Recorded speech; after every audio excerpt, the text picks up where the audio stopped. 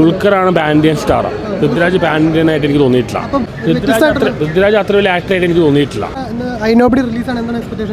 എനിക്ക് പ്രതീക്ഷിച്ചുള്ള പാർവതി തിരുവോത്ത് അഭിനയിക്കുന്ന കൊണ്ടാണ്. പാർവതി തിരുവോത്ത് ജെന്യൂനായ ഫിലിംസാണ് ചെയ്യുന്നത്. വ്യക്തിപരമായിട്ട് അവർ കുറച്ച് വലിയ അഭിപ്രായമൊന്നുമില്ലെങ്കിലും അവർ പ്രൊഫഷണലി നല്ല സിനിമകളെ ചെയ്യാറുള്ളൂ. ആ ഒരു പ്രതീക്ഷയിലാണ് സിനിമ കാണാൻ വന്നത്. അല്ലാതെ പൃഥ്വിരാജ് അഭിനയിച്ചുകൊണ്ടൊന്നുമല്ല. ഒരു വ്യത്യസ്തമായ സിനിമ. റോഷാക്കിൻ്റെ ഒക്കെ ഡയറക്ടറാണ്. ഇതിൽ കുറച്ച് ആക്ഷൻ കുറച്ച് കൂടുതലാണ്. നല്ല ഫിലിമാകാൻ സാധ്യതയുണ്ട്. ഒറ്റ പ്രതീക്ഷയല്ലോ പാർവതി തിരുവോത്ത് അഭിനയിച്ചുകൊണ്ട് മാത്രമേ ഞാൻ പടം കാണുള്ളൂ.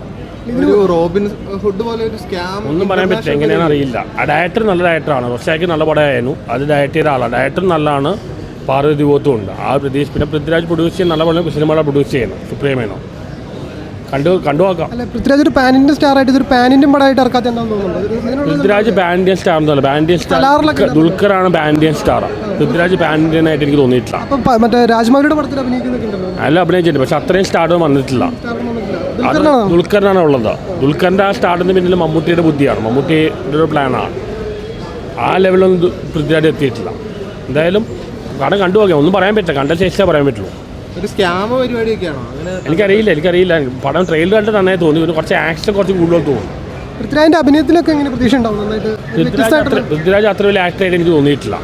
ഈ പടത്തിനകത്ത് നല്ലൊരു വ്യത്യസ്തമായിട്ടുള്ള സെറ്റപ്പ് ഉണ്ടാവും. കുറേ ആക്ഷൻ സീക്വൻസ് ഞാൻ കണ്ടു.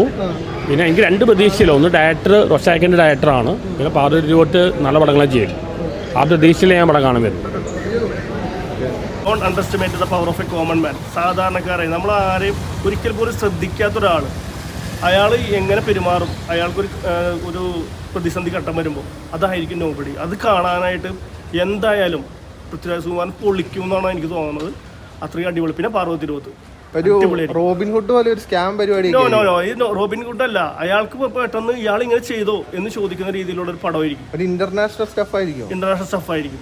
കാരണം പൃഥ്വിരാജ് അതിനുള്ള ആളുണ്ട്. കിട്ടുക മനുഷ്യരാണ്, പൊളിക്കും.